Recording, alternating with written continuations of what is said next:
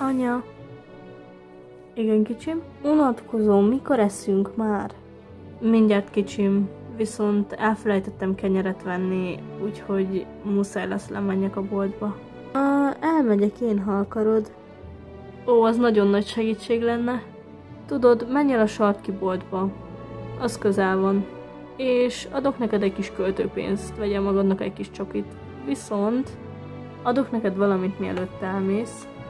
Tessék, egy nagy zsák szaloncukor. Köszi, anya! Na jó, de ne edd meg mindet egyszerre. Jól van, úgy lesz. Anya, készen vagyok, megyek akkor. Jól van, kicsim, és nagyon vigyázz az úton. Úgy lesz, ne aggódj.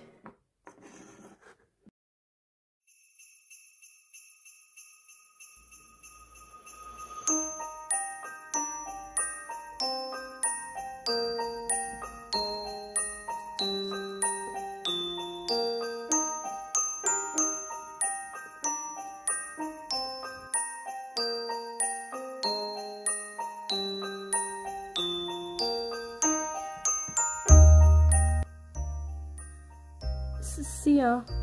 Ha? Szia!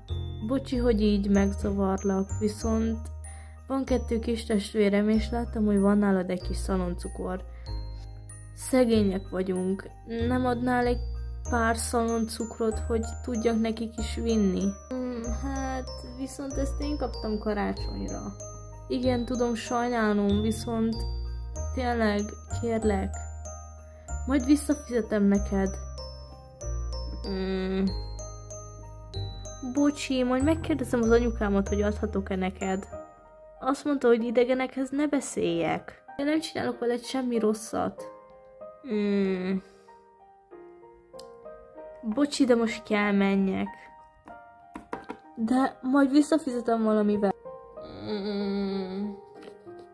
Figyelj, majd később, majd valamikor máskor, nem tudom. Miért? Most hova mész? Megyek a boltba, kell vegyek kenyeret az anyukámnak. Ti is szegények vagytok? Aj, nem, csak hagyd már békén. Várj! Ne érj hozzám! Ouch! Vigyázz!